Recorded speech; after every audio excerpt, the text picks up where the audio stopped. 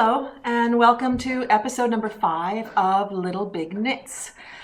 This is a podcast about knitting, mainly, I would say. Occasionally there may be some other crafting, other making, but mostly about knitting. And my name is Selma. I'm your host, and I am located here in Ottawa, Canada, where I live with my family, which is comprised of a husband and 2 children. There are also 2 rats and a cat. So welcome. Thank you for joining me today. Thank you if you're a new viewer and a new subscriber. I really appreciate it. So thank you for joining me. And I really appreciate the fact that there are people who've been here all along too. I really am enjoying all the interactions, whether it's on YouTube, although I find the interactions on YouTube a little bit weird just because I don't always know if people are getting my responses. But certainly it's nice to have interactions on YouTube and in the group. So we do have a group on Ravelry, and people have been joining, which is great. Thank you. And that is a group where you will find the show notes, as well as an Ask Away thread. So if you have any questions for me at any time that you'd like answered either in the thread or on the podcast, that's a great place to ask. And what else will you find there? Oh, there's also an introductions thread, so you can introduce yourself if you want to. I love reading about the people who have actually taken the time to write in there. So thank you. And and it's quite cool because I guess, I don't know if this happens to other people who've started podcasts, but you don't really expect people from all over the world to watch. But I noticed on YouTube that there was a person, now I can't remember, was it in Tanzania or in Zimbabwe, who was watching the podcast, and I thought, that is very cool. So welcome everybody from all over the place. And yeah, I really appreciate all the feedback that I've been getting. I really appreciate it. It's lovely, and comments and support and suggestions when I've shown things. So yeah, I'm really enjoying this a lot, and I'm really enjoying building the community a little bit. I got a new phone, but I'm not recording with this new phone. I'm still recording with my BlackBerry, mainly because I got myself a very fancy pink iPhone. They were on special, and I've been thinking about getting a new phone for a while. But because we don't have a Mac computer, and I haven't quite figured out how I would upload a video from here onto my computer. And anyway, there's a lot of technical stuff that I haven't figured out yet. So hopefully next time I'll be recording on my iPhone instead, and maybe even editing it on my iPhone and then just uploading it from the computer, only because it would just free up my phone for other use. But anyway, so I'm still recording the way I have been recording, and next time it might have a different look, different feel, because the editing software does very different things and offers up different things. So, you know, different fonts and different ways of doing things, and you'll probably recognize other podcasters. You know, sometimes they use the same music, and it's because it comes from the software. So anyway, but today I'm recording the way I've always been recording. So I actually, before we move into the knitting stuff, I have a question for you guys, because I have been thinking about doing a cowl. I don't know if people are cowled out. Sometimes I wonder, because there are lots of cowls out there, but I thought I really enjoy the conversations with people, and people sometimes ask me questions more than anything about sweater making. So I thought, well, maybe it would be cool to have a garment making cowl. I also love making shawls, so I thought, well, maybe it would be cool to have some sort of a shawl knit along. So I'm curious to get your feedback on whether you'd be interested. I thought if we did a garment cowl, it would be neat to see, you know, people who maybe have struggled with finishing a sweater actually finish it. Or making your first sweater, or entering a whole bunch because you're a super sweater expert.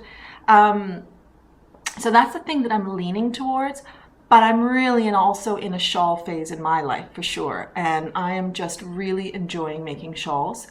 In fact, I've got one back there that I'm going to talk about in a minute. Yeah, so let me know what your thoughts are, whether you do it on YouTube or in the Ravelry group. Let me just tell you about this thing a little bit. You'll notice this is the Sorrento shawl that I shared with you perhaps in episode 2. Yeah, I think it was episode 2. It was a test knit that I did for Marcia Ibuki, also known as Fairy Little. And I used Plucky Knitter and Arty yarns and some hedgehog fibers. And I really enjoyed knitting that shawl a lot. So the other day, my husband has a project, which maybe I'll tell you about another time or a little later, but he's collecting driftwood for this project. And he just happened to have it leaning here in the dining room, which is where I'm recording. And I thought, oh, that looks like a perfect hanger for a shawl. So I put on my Exploration Station shawl and ended up taking a picture and posting it on Instagram, if you happen to follow me on Instagram. And I just thought, geez, it looks like, you know, what a beautiful display for a shawl. And so I thought, I had the Exploration Station there for a few days, and then I thought, oh, let's put the Sorrento shawl on there and see how it looks. Oh, doesn't that look nice? So somebody made a comment on Instagram that maybe instead of the other project, he should be making, you know, shawl hanging projects, which I mentioned to him, and he was like, oh, that's a cool idea. So maybe I'll get an actual shawl display made out of driftwood at some point. For now, that's temporary, and I'm just going to enjoy it while I can. And this week, I'll probably put up another shawl to look at for a few days. We're not quite in shawl weather yet, although I do wear my shawl sometimes when it gets cool in the evening, and for some reason, around dinner time, I get cold. So I will often be eating dinner with a shawl wrapped around me. So I am using them, the ones that are here, because I also keep a bunch at work. Like my Oracle Shawl is at work.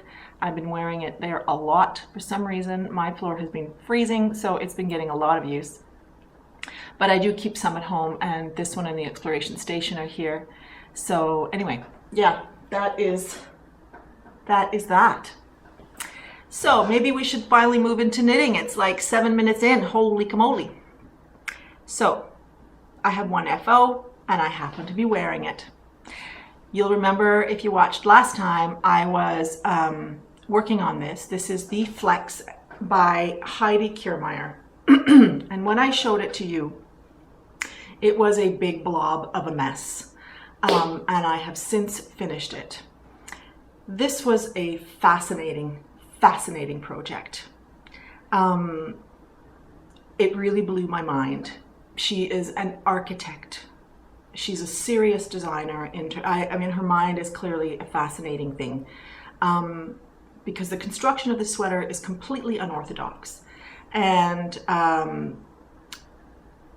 I went into it thinking it was going to be seamless. Then I thought it wasn't seamless. It turned out it was mostly seamless. There was a little bit of seaming that happened along here, but that was like super easy. But you'll remember last time I had showed you that there was like a blob or a part in the front and a part in the back, and then a whole bunch of cast on stitches. So I'm just gonna get up and show you a little bit, because I'm really, really happy. Sorry, I'll just come back down here for a moment. There were moments I really wondered how this was gonna turn out. It was a real experiment in trust of a well-known and well-respected designer. Not being able to modify anything caused me a decent measure of anxiety, I'll be honest, mostly about the length. But it was totally worth it. I thought this was going to be short. It turned out the perfect length. I wondered about the width. It turned out to be the perfect width. It's just turned into a lovely casual summer top, which was exactly what I was looking for. So let me just get up and show you. I'm wearing it with some white shorts right now. It just fits really nice. I am just really happy with it. The one thing I wish the V-neck were perhaps a little bit lower. I find there's a lot of fabric up here. But it just sits wonderfully, just wonderfully. The yarn, which is a discontinued yarn by Katya called Fanny, it's an Aran Weight silk viscose blend. It has worked beautifully. It's got a bit of a funny smell to it. I don't know if you've ever worked with kind of a rawish silk. It has a funny smell to it. So I find the sweater has a funny smell to it, but that's okay. It'll probably lessen with time. But the whole thing worked out really, really well. And this last weekend was the Twist Festival, which I'll talk about later in the acquisition section. I was walking around Twist and I saw a woman wearing this sweater. And I went up to her and said, "Oh, you're wearing the flex?" And she said, "Yes, I just finished it." And I said, "Did you make it in the Quince & Company Castral?" And she said she had. She really didn't enjoy working with linen. But it's funny, things like cotton and linen, not everybody enjoy working with them. They can be really hard on the hands. I don't seem to have an issue with it, but a lot of people do. So she said she wasn't sure if she would want to make another linen or cotton top, or a linen. This was her first sweater. And I was like, "You made this as your first sweater?" And she was like, "Yeah." Now, it's not actually difficult. It's just that you have to trust the designer.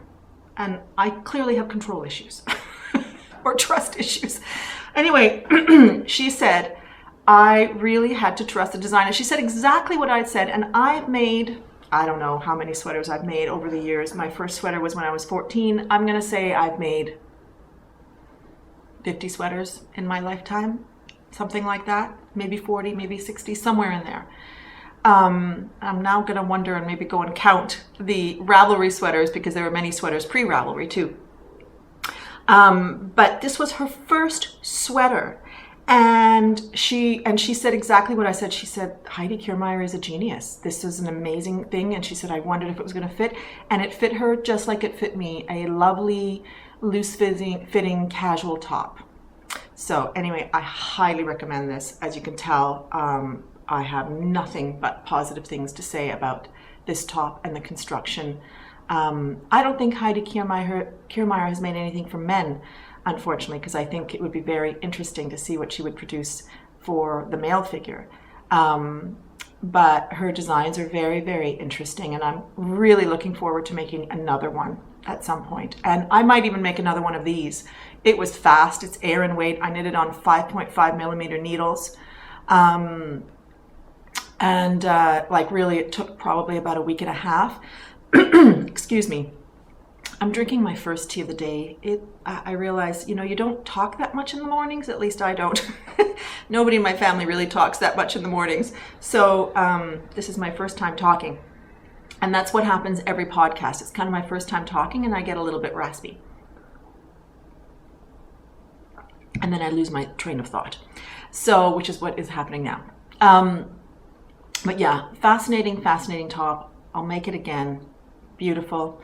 I worked with arrow needles, which were very twisty and very frustrating to work with, but they were the only 5.5 millimeters that I had. And so I just stuck it out. But I won't have that problem in the future, which I'll tell you about in acquisitions as well. So yeah, so that's my FO. Really, really fabulous. Strongly recommend it. I think it's the kind of top that would work with a variety of body shapes. It's stunning. So next up, I have got 2 whips. One I can't tell you a lot about. I'll just tell you the yarn that I'm using and who I'm testing it for, because it's a test knit. But the other one is my daughter's poncho. And I had wanted to put it on bigger needles, and I completely forgot. I have had to move it. It is now in this bag by Lara of the Fawn and the Fox, which is one of her earlier bags. I just loved the fabric. And last night, a bunch of us got together at a friend's place, Crystal, for a lovely evening of knitting and chatting and imbibing. And one of the women there had fabulous buttons, and we each got a chance to get a button. And I got this button, and it just makes me smile. It says, "Yarned and Dangerous." So that is going to be the title of this podcast episode. But anyway, I just love that. It made me smile. So in here I've got my daughter's poncho, and the reason it's in the bigger bag is because I had to move to the second ball. I really hoped to have it finished for today, but to be honest, this thing just keeps going on and on and on. I am very close to getting finished. I probably have about an inch, maybe an inch and a half left of the body. But it has been a real pleasure to make this. It's been a fascinating process for me because I have basically created this as I went along. And I took a long time to really think about how I would make it, how I would put it together. I looked at the original poncho that my daughter has, which was a hand-me-down from her aunt, from the 70s, crocheted. I showed it to you guys last time. So I observed the structure of it. I observed, you know, okay, how was the neck made and how was this made and so forth. And I pretty much, it was crocheted, but I pretty much copied it. So I showed you guys last time, I was just finishing the hood. I was about here. I finished the hood. I showed you guys last time what it looked like. I can't anymore because it's kind of awkward. I did a bunch of increases along the back to create the roundness. The original poncho was just bump, bump. But I felt that that had limitations in terms of fit, and this actually fits really nicely. I did the increases kind of like, as you can see, there's two and then going along the side, and then one that started along the middle. And then I went on for about 3 inches, and then I did some decreases, but realized I should have started them a little earlier. So I did a bunch of decreases along the side. Then I thought, okay, the other one had ribbing. So I started with 120 stitches. I increased to 152 stitches, and then I decreased again to 120 stitches, I believe. And then I did a 1x1 rib for a while, all the while continuing the I-cord edge. And then I started doing raglan increases. And so, you know, here is the hoodie. And so I left a bit more of an opening in the front, and I did raglan increases in the front, in the back, and along the side. So much like a top-down sweater, but here on the top of the shoulder, in the middle of the back, and on the top of the other shoulder, as opposed to here, and likewise on the back. That's how it was in the original poncho. One detail I neglected to observe when I started doing this was that the raglan increases on the side stopped around here. And I just kept on going. And then I realized this is going to end up gigantic at the bottom. So I had to rip back, stop the raglan increases. So the raglan increases on the side probably stop about here. I do no more increases along there, but I continued once I joined in the round after a little bit. So the ribbing is there, and I'll be putting an I-cord. Oh, did we? You know what? My daughter and I had a conversation, and now I don't remember. Did we say we wanted to put an I-cord or a button? I think she decided she wanted a button. But anyway, we'll get to that when we get there. So that'll close up like that if she wants to close it. And I continue increasing along the bottom. And there we go. I put this marker there to show me when I would need about 3 or 4 inches. So that's where I am now. The raglan increases, as you can see, they were there on the side, and then I just stopped them. I actually think I could have ripped back a little bit more. I still think this is going to be quite wide along the bottom, but I think that's okay. And I'm making it longer than Isla and I actually originally agreed because I'm expecting her to grow a little bit more. So I want it to be something that, unless she loses, I'm so afraid she's going to lose it. But anyway, hopefully she won't, because I will not knit another poncho. I don't know, maybe I will in a bigger yarn. But anyway, hopefully she won't lose it. Let's all send this poncho good wishes for the school year. So I'm going to finish it soon. I expect there to be a little bit of a dip in the front and the back, and she wants fringe. So I'll be finishing it off with some fringe, which I'm not very excited about, but I'll get through it. And then it will be done. So hopefully the next time I podcast, I'll be able to show it to you. if she'll let me, because she'll be using it probably by that point. It's still really warm. We're getting to the end of August. Summer is winding down, and you can feel it in the air. The days are stunning. They're about 21, 23 Celsius, but the nights are going down to about 11. So we've got blankets on, and there's a chill in the air. The air is definitely changing.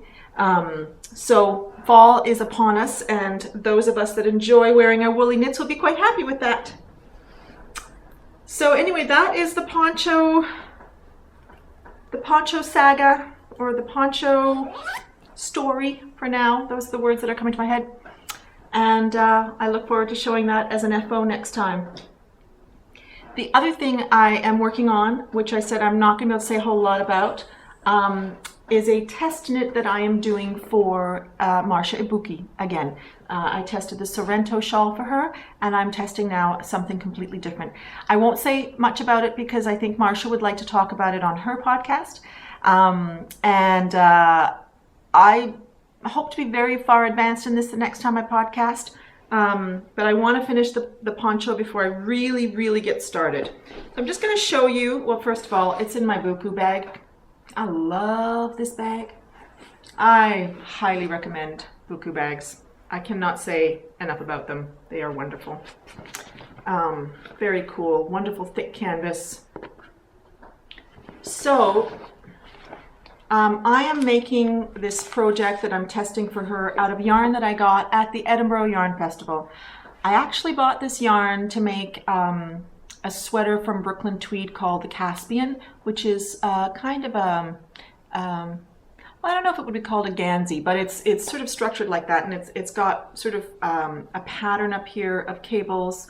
It's a relaxed sweater, but I realized, especially when I started swatching with this, thinking this is actually too thick for the Caspian. So it's going to work beautifully for what I am testing for Marcia. It's Pirkkalanka, which is a yarn from Finland, and it's kind of a heavy worsted, or yeah, I would say it's a heavy worsted weight. I'm getting about 18 stitches per 4 inches. It's pure wool, and they call it the vahva, I think, which means strong or thick. I think vahva usually means strong, kind of like you would call coffee, strong coffee vahva. So yeah, I think I'm swatching on like 4.5 millimeter needles, and it's swatching beautifully. And there's what it's going to be like. So you'll hear more about that if you watch Marcia, and you'll certainly hear way more about it the next time I podcast. So there you go. I'm very happy to be using my yarn from Edinburgh. I think that is the first yarn from my Edinburgh purchases that I'm using from when I went there in March for the Edinburgh Yarn Festival. So that's really exciting. So that is it for FOs. Before we move on to acquisitions, and I'm going to be honest, there are a lot of acquisitions. I've been going through, ever since my birthday, I've been going through a little bit of a acquisition phase, which is now, I think I've done my shopping, and I'm good, at least till Rhinebeck. So anyway, so before we go on, we have a giveaway in the Little Big Knits group. And I offered up 2 copies, actually, one from Kristen of Wool and Vine and one from me of her recently published Oracle Shawl. So I started the giveaway last week, or last time I podcasted rather, and I closed the thread just before starting. There were 41 entries, I think. And so I used the random number generator that you can find online, and I've got 2 winners of that. So the first one was number 29, which was Jennifer, whose Ravelry name is CT Hull Hut Knit. Not quite sure how you say that, but I'll have it on the screen. And the other winner was number 21, and that is Shoe Swap Knitter Sue, and her name is Sue. So congratulations to you both. I enjoyed reading the entries so much. Thank you so much. Some people's entries were truly heartwarming. I have to say, a couple of them actually brought tears to my eyes.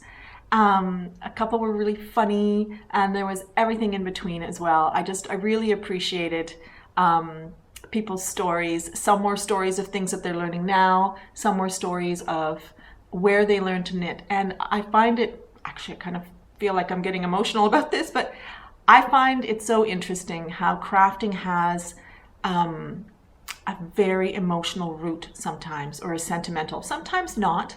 But for me, there is definitely something about knitting that is very much a part of me. It's the only craft that I have done all my life. I have flitted about. I did pottery for years. Maybe one day I'll show you. This mug is not mine. In fact, all of my mugs have broken over time, but we often eat out of bowls. We have vases that I've made. I met my husband doing pottery in Montreal. I did that for a few years. I've done pastel drawing, I've done painting, I've done, I've flirted a bit with sewing, a little bit with cross stitch, and all kinds of different things all my life. I've loved learning new things, but knitting is the thing that has stuck with me, and that is probably going with me till the end of my days. Like, I just can't imagine my life without it. And it really has a sentimental hold on me. It's something that is generational in my family. From Finland, women learned a lot of different handicrafts, everything. They learned design, they learned sewing and knitting and rug hooking and all kinds of different things, crochet of course. My mother knit, my aunt still knits, my grandmother knitted, everybody did. So it was interesting to read the stories about that too. One woman included a poem that was very, it really touched me.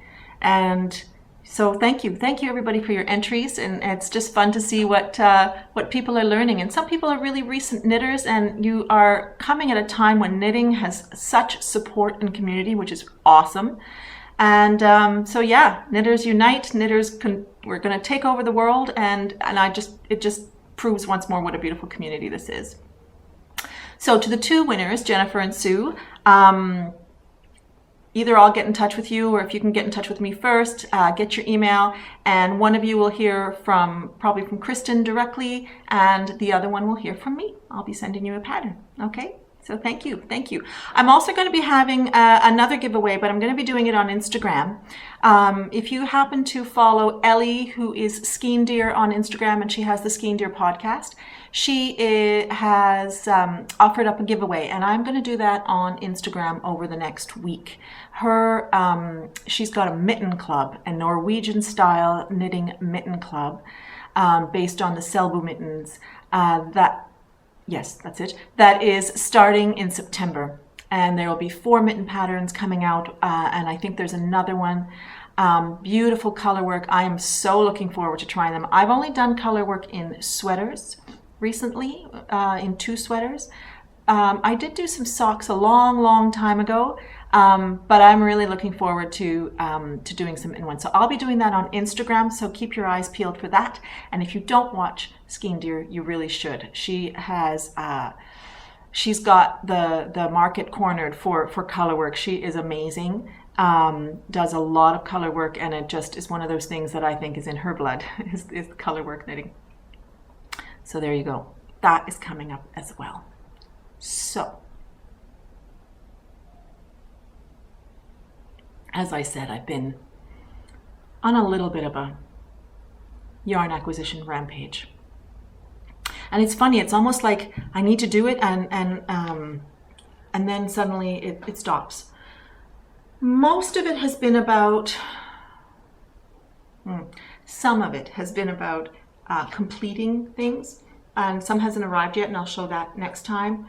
And some has been about just wanting to try new things, picking up things that I've been wanting for a long time. So there you go. So first things first. I bought some Litka needles. In fact, I already am using them. So you have probably heard about the Litka needles. They are birch driftwood. And I heard Kristen of Woolen speaking so positively about them as a needle. And then I happened to watch Kate of Hawthorne Cottage Craft, another podcaster, who also was talking about them. And she didn't love them as much as Kristen had, but I liked the things that she was talking about that she may not have liked, I really liked. And then Ellie of Skein Deer was also talking about them, and I thought, okay, that's it. I went online. It turned out that Acme Fibers, which is a shop here, I think it's on the East Coast, a Canadian shop, and I don't know if she has a physical shop, but she's got an online presence. She was having the interchangeable sets on sale. And I thought, I don't have interchangeable sets. Okay, I'm going to show you.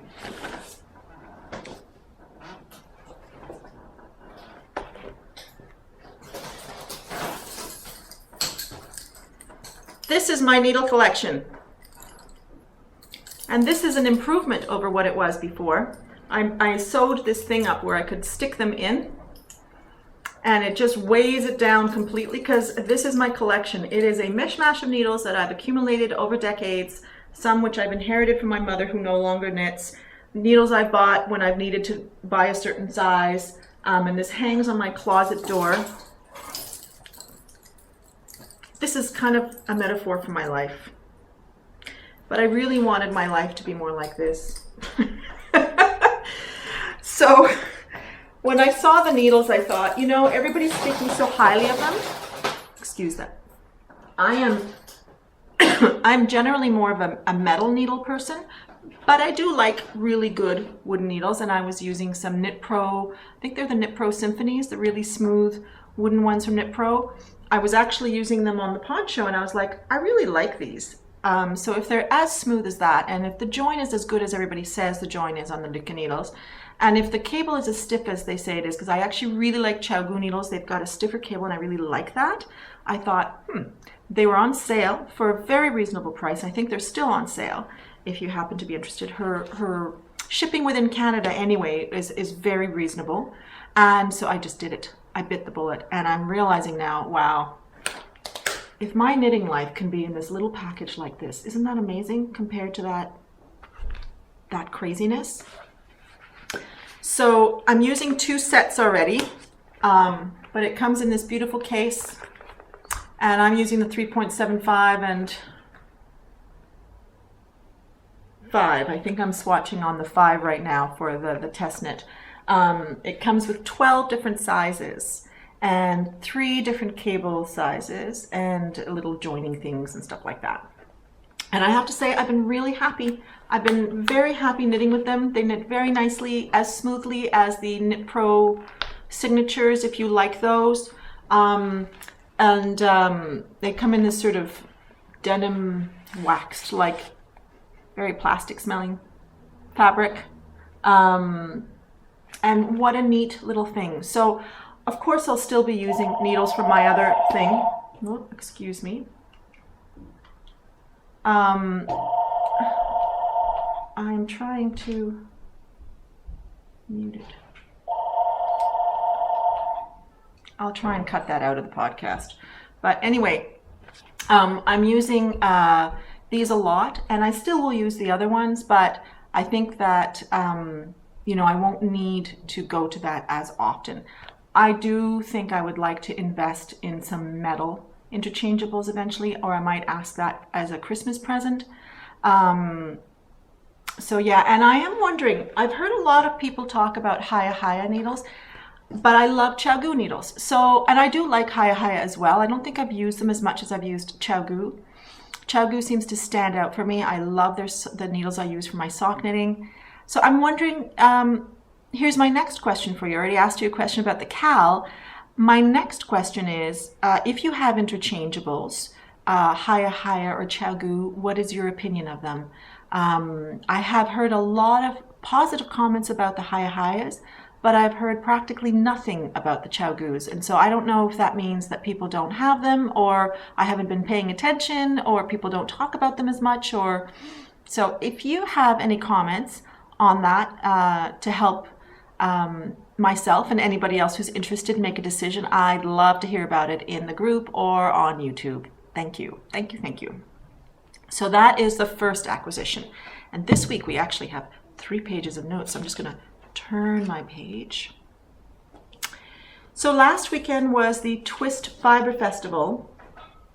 And that was lovely. I had never been. It's a festival that takes place here in the province of Quebec, about an hour outside of Ottawa, at a place called Saint-André-d'Avelin. And it takes place in a hockey arena.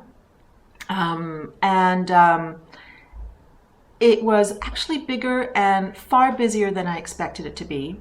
I really enjoyed it. I'll definitely enjoy going back next year.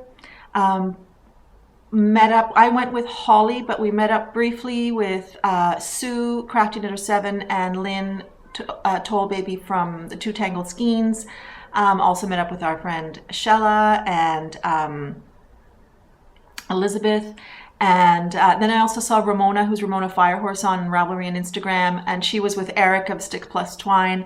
So it was really nice to chat with them because they had come all the way from Toronto. I had hoped to meet Nicole, the Gentle Knitter, but we never bumped into each other, and that blew me away.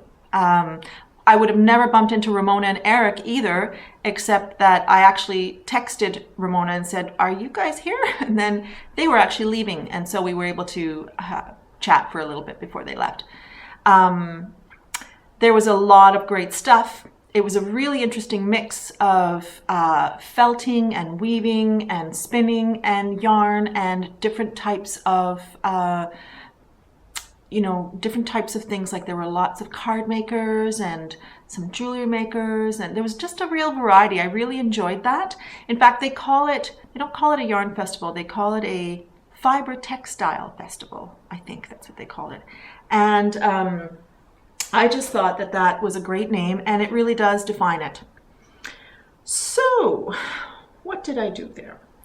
I wanted to buy something to complete something. I showed you these 2 skeins a couple of episodes ago that I had gotten. The red comes out as very electric right now, and the sun is really starting to come out. So this brown and this red, which is a little bit more muted in real life, and this brown is a little bit more chocolatey. It's coming on a little bit colder there.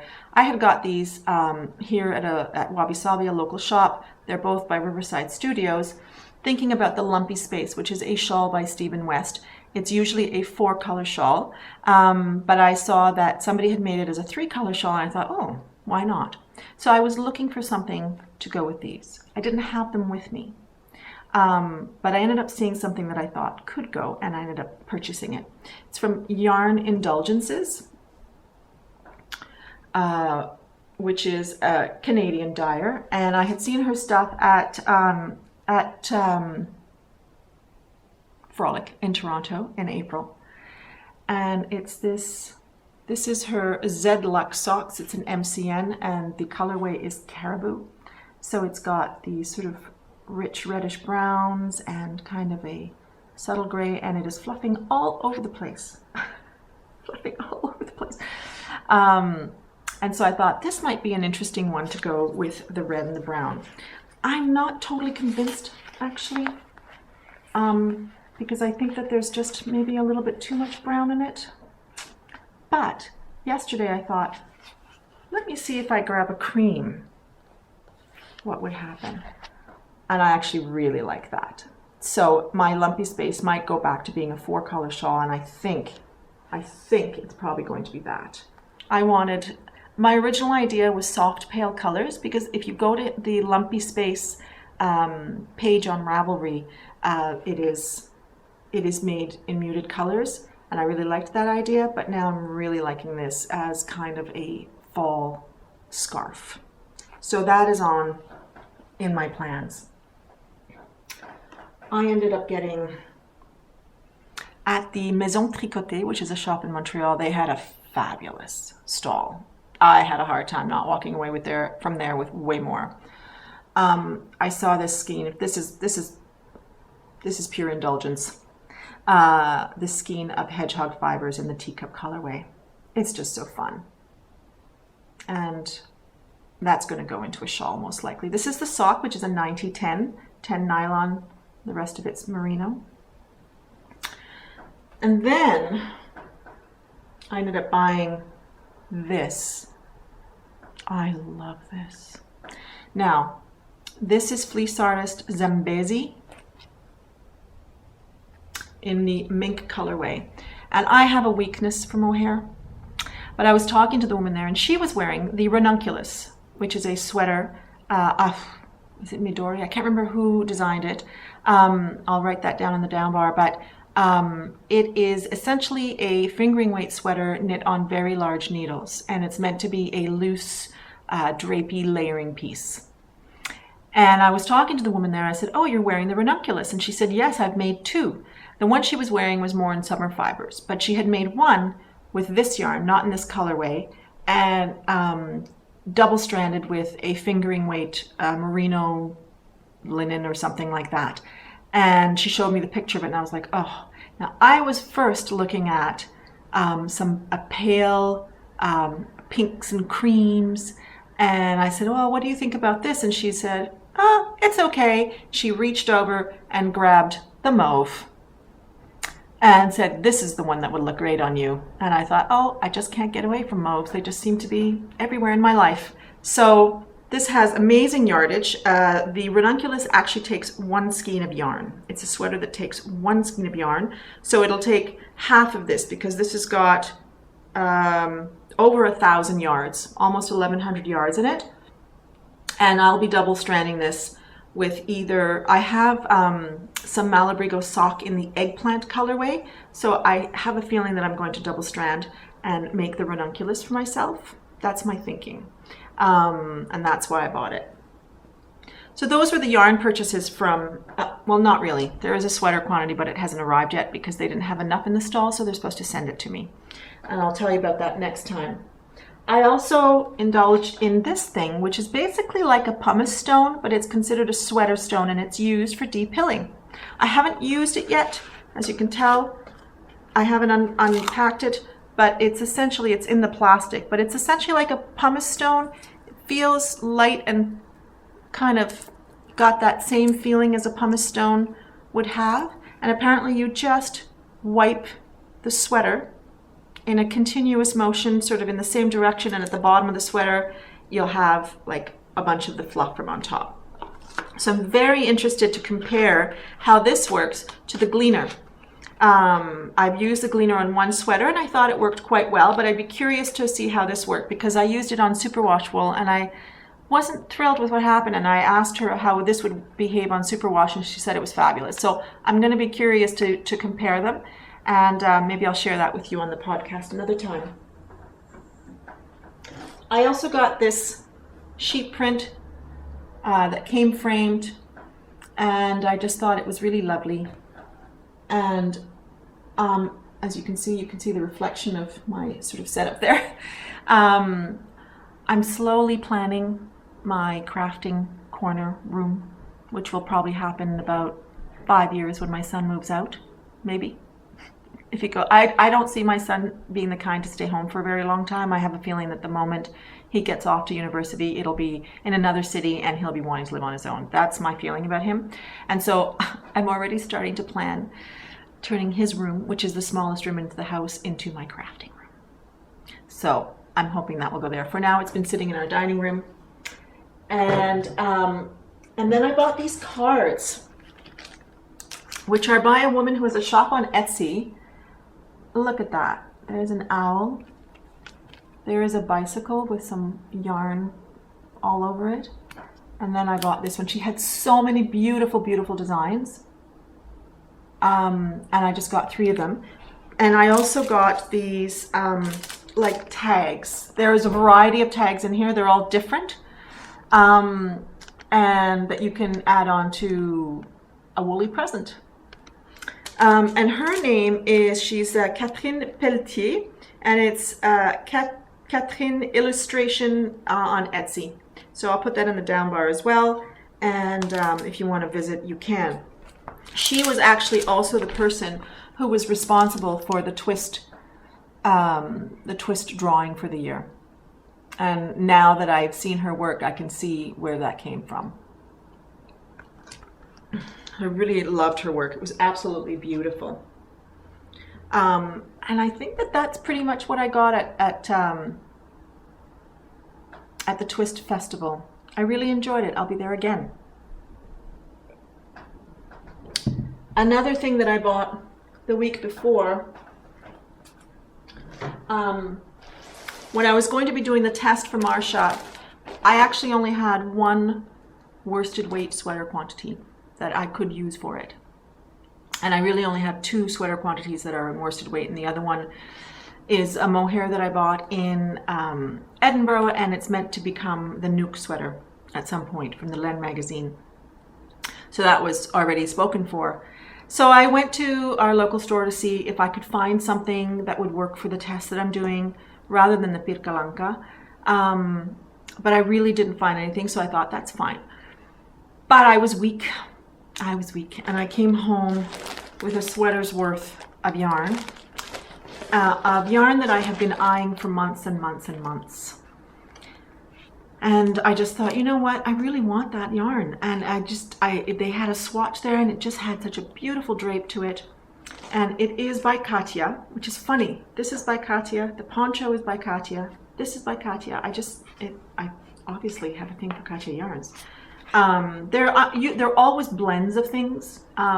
So sometimes they're successful and sometimes they're not. There's a lot of that novelty yarn that Katya does too, which I'm a little bit less into generally. But this is a 72 silk, 14 mohair, 9 polyamide, and 5 wool. So 4 different fibers, and it creates this very beautiful tweed yarn.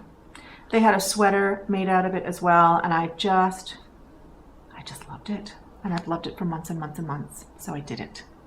And this is going to become possibly the Live cardigan. It's going to become some sort of straight, simple, drapey cardigan that you wear with a t-shirt and a pair of jeans or a blouse or something like that. Sometime in the future. I can't say when. So those are my acquisitions for this time. I have spent a little bit of time planning. Oh, yes, sorry. Excuse me. Planning because that's what I do. That's what we all do. I love thinking about what's up next. And we are nearing the end of August, as I said, and we are going to be going to Rhinebeck in October. I'm not necessarily one to knit something to wear at Rhinebeck because I always wonder what the weather's going to be like. But I did decide that I wanted to get through some of my yarn from Rhinebeck from previous years. So, my friend Kate had gifted me this pattern, which I showed you a couple of times ago, called the Camden Hills Poncho. And I had bought, the first year I went to Rhinebeck, I have been 2, this will be my 3rd year. I bought this yarn. Unfortunately, I don't have the tag. I don't know what I've done with the tags. But I bought this yarn, which is from Persimmon Farms. It's a pure alpaca yarn, absolutely stunning, and I bought it in 2 tones, which I kind of regret because I realize now, the idea that I had at the time was to make a 2-tone poncho, but I have since kind of scrapped that idea. But I'm going to turn the shape that I was going to do, I'm going to turn that tunic into a 2-tone poncho. So and this is also kind of more of a fingering sports weight yarn, and this is meant to be worsted, so there's going to be some modifications happening. I'm not sure I'm going to do the lace stuff at the bottom, but probably around here it'll be light on the top and become darker towards the bottom. If I remember correctly, there was at least 600 yards in each of these balls. They're quite big, these skeins, and so I'm really excited. So once I finish the test for Marsha, I'm going to be casting that on. So hopefully that'll be a whip the next time I podcast. I still have to swatch it. So I'm just excited to be using the yarn from my first Rhinebeck. And I think I have to go through my stash, but I think then I will have used up all the yarn that I bought at Rhinebeck the first time I was there. I'll have to check, but I think that is the case. And then another yarn that I got at Rhinebeck. Darn. Hi, I had to stop because my camera got full. So I think I finished talking about the Camden Hills poncho that I want to make for Rhinebeck.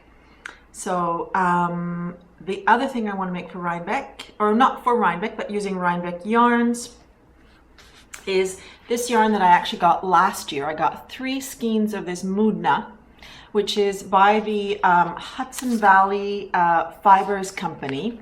And this is their, it's 40% New York State Romney, 60% US fine wool, 260 yards. It's about a worsted weight, and this is their mulberry colorway. And I got this last year. Actually, I got it like in the last 5 minutes that we were there. And so I'm going to be using this. I had been eyeing it and been to the stall the day before, and then I just was like, I think I want that yarn, and off I went. The same thing actually happened with this alpaca. This was a last minute purchase, but you know, pondering it for 24 hours kind of thing. So the same thing happened with this. From last year, I don't think I have a whole lot left either. I think after this, I might have one other yarn, which I'm actually probably going to buy more of at Rhinebeck. I haven't quite decided yet. It was yarn from Bartlett. But I'm very happy to be working through the Rhinebeck yarns. Over the last year or so, I've tried very hard to buy yarns for a purpose most of the time. That makes, at least when it's purchased, sometimes when they're gifts, they don't necessarily have a purpose right away. They get one eventually. But that way, they don't linger. So the same thing happened at EYF, at the Edinburgh Yarn Festival. I tried to get yarns with a purpose, and then I find they get used up more easily. So anyway, this is going to become the Authenticity Shawl, which was gifted to me by Michelle, a friend, and this is by Soft Sweater. Thank you, Michelle. And it's now going to become, it's going to happen. It's going to be in this sort of mulberry colorway, and it's a big sort of worsted weight lace shawl. So I hope to be starting that soon. So we'll see if I actually wear them to Rhinebeck, but I'm just happy to be making use of my Rhinebeck yarns. That is what's the most exciting. It'll depend on the weather. I might end up wearing that tunicky poncho thing, because I think that could be really useful. But if it turns out that it's freezing cold, I probably really need to be wearing a coat, in which case I'll probably be wrapped up in a shawl such as the Sorrento or the Oracle, or we'll see what I end up actually wearing. I don't like to plan too much about what I'm going to wear, just because you just never know what the weather's going to be like. So that pretty much wraps up the knitting content and the yarny content of this podcast. I just wanted to share a couple of little things with you before I sign off for today. I bought this making the 3rd edition a little while ago, and I made something from it. So I did not make anything to do with yarn or fabric or thread or anything. I made the one recipe that's in here. I made this blueberry afternoon cake, it's called, and there is the picture. So I made this last week, and it was a huge hit here in the house. Everybody loved it. My son's friends were over, and they just went ooh and ah over it. It was a very nice recipe. And it's interesting because it was fairly similar to a rhubarb cake that I had made the week before. And both recipes had an instruction in them which I did not follow, and have since realized I need to follow that instruction. And that is to toss the blueberries or the rhubarb in a little bit of flour. And I just thought, well, what? That's dumb. Why would I do that? I know why you do it now, because it stops I think this is the reason, it stops the berries or the rhubarb from sinking to the bottom. It keeps them more afloat, I believe. So, and this cake, as well as the rhubarb cake, because I skipped that step, the fruit ended up at the bottom of the cake and made the bottom of the cake very mushy. So anyway, but this was lovely, and I do hope to make something else from here, but for now, that's the only thing that I've made. And then the other thing I want to tell you that I've been really enjoying is the audiobook of the third book in the Outlander series. The third season of Outlander is starting this September. I watched the first 2 seasons on Netflix and absolutely loved it. What a fabulous, fabulous show. At least I've liked it. I know there are people who've had mixed feelings about it. And so I decided to get the audiobook, and with my new phone, I was able to get audio.com and do that. I am listening to that and really enjoying. Sorry, I paused because my son's at the back door and I just told him, no, you're not coming in right yet. So I'm just going to finish up with you guys. I've had so many funny little interruptions with this episode. It's been slightly bizarre. The phone ringing, sorry, I just can't. Our phone rings from the base, so you can't stop it from ringing. So it's in there, I apologize. And a little cut from my little technical issues, and uploading takes forever. So anyway, now I've lost my train of thought, no, Outlander. Yeah, I'm really enjoying it. I got audible.com on my iPhone, and you get a free download. So I downloaded that, and I'm really enjoying it and really looking forward to the third season of Outlander. I also recently watched the first season of Poldark, which I got from the library. And it was a recommendation by Kristen of Volleman. She's actually the one that introduced me to Outlander. I really enjoyed that as well. So I'm looking forward to the second season of that too. So anyway, yummy, yummy screen goodness for when you're knitting. So that really does wrap it up. The next time I'll be talking to you will be in September. I'm hoping, if all goes well. And and a quick little update on Isla's Lyme disease. And thank you for the comments, people who expressed concern for her and good wishes. She finished the 3 weeks of antibiotics, and we're waiting for results from the doctor. I'm assuming that because we haven't heard that from the doctor, the results were negative, because my doctor's really good about getting back to us. And my mother-in-law had her brain operation.